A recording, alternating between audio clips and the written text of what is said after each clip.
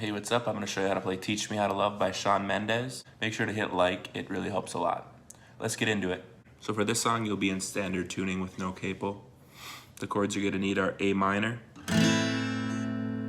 open, open, 2, 2, 1, open. D minor, open, open, open, 2, 3, 1. G, 3, 2, open, open, open, 3.